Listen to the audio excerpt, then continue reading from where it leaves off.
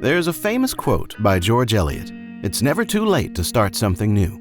Well, there are people in the world who take this quote quite literally and go on to rewrite the stories of their lives. Today's video is about one such man who turned around his destiny by producing something extraordinary while being just as common as one can be.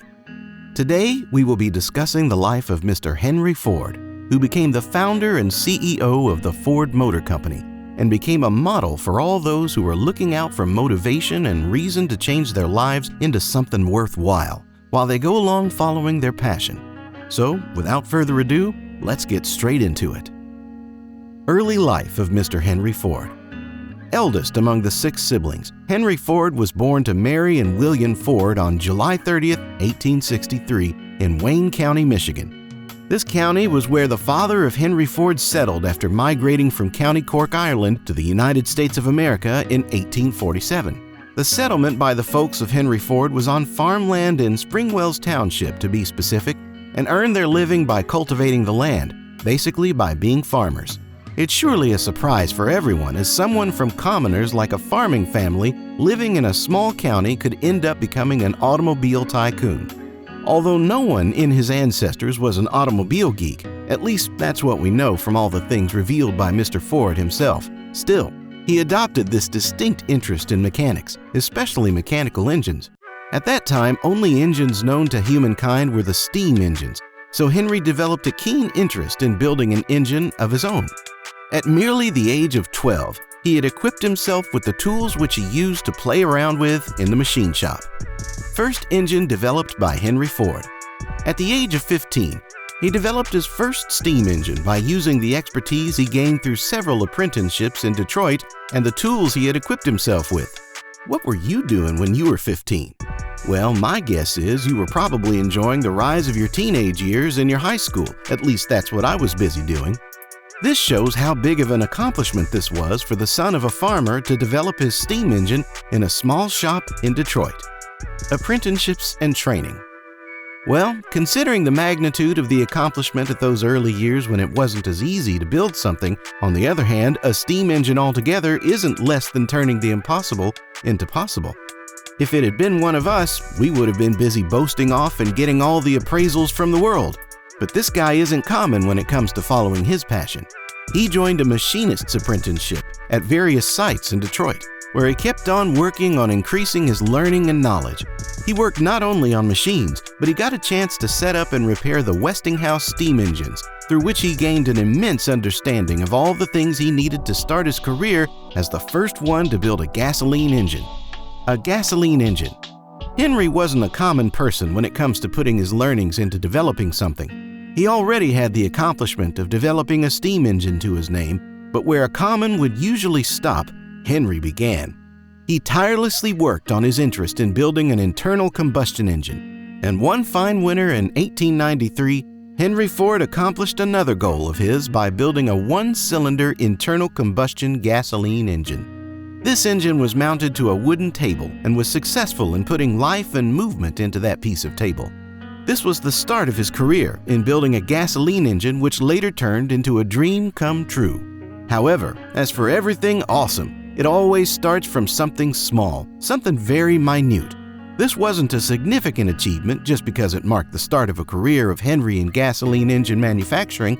However, an updated and better version of this same engine was used in the first automobile built by Ford, the quadricycle, which got completed in 1896 and featured a sofa to sit on, a frame to which the engine was mounted, and 4 wheels from a bicycle, hence the name quadricycle. Edison and Henry Ford. Henry Ford was otherwise a very simple man. However, the relationships and friendships he kept were not so usual. When Mr. Edison learned about the development of a quadricycle by Henry Ford, he got interested in Henry and the amazing work he did. So, he joined the Edison Illuminating Company, where he worked as an engineer till 1899, before he left to start venturing into the world of automobiles. A man is indeed known by the surrounding company he keeps, and most predictions regarding what your future holds for you depend upon the sort of people you hang around with. So, how can one expect anything lower than a Ford Motor Company from someone whose work had inspired the great Thomas Edison into becoming friends with Henry? Detroit Automobile Company. Soon after leaving the Edison Illuminating Company in 1899, Henry, with some other team members, started the Detroit Automobile Company, which didn't last very long, and declared bankruptcy after 18 months of entering the automobile industry. However, therefore, the life of people such as Henry Ford is a model for everyone who is starting new today. Don't be afraid of the failures and backlash that you'll face while you try out something grand, but be afraid of not going out and trying. These aren't any fairy tales to ignore or read to your toddlers to sleep. These are real-world stories for you to read and learn. No one gets everything on their first try. If you can make it on your first try, good for you. If not, then try again. The Henry Ford Company. Trying again is what Henry resorted to after failing to succeed in his Detroit automobile venture. He jumped onto the second venture in 1901 and started the Henry Ford Company. However, due to rising disputes between Henry Ford and other investors, Henry left the company after some mutual agreements. So, the Henry Ford Company went on to become the Cadillac Motor Car Company in 1902, which was later acquired by the General Motor Company, GMC. Heard this name before? Well, yes, the Cadillacs you know today are the offspring of one of the ventures that Mr. Henry Ford tried out. It's not like Henry just kept on going from failure to starting new companies every time he failed. He did make a lot of sports cars for himself. One of the sports cars he built was a 999, which earned the world record for the fastest record to the mile on winter ice. The Ford Motor Company. So finally, we come to the part you all must keenly have been waiting for. The great Ford Motor Company of Mr. Henry Ford. Henry, together with 12 other investors, invested $28,000 in 1903 and started the Ford Motor Company. The total share of Mr. Henry at the time of starting the company was 25.5%. Furthermore, he took the charge of president of the company and the official owner as well as 1906.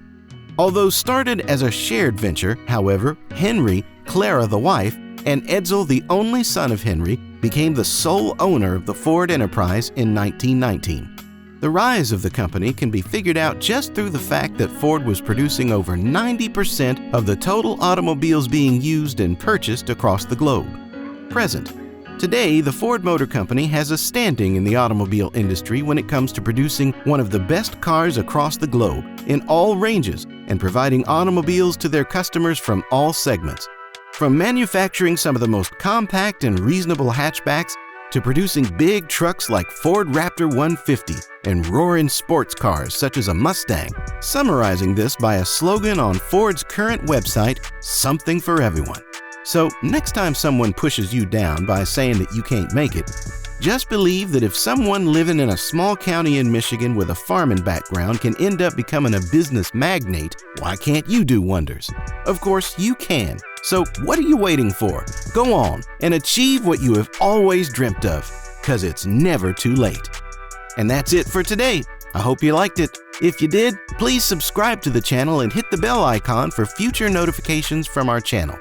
Do let me know in the comments regarding your feedback about the content. Till then, take care of yourself. I'll see you in the next one.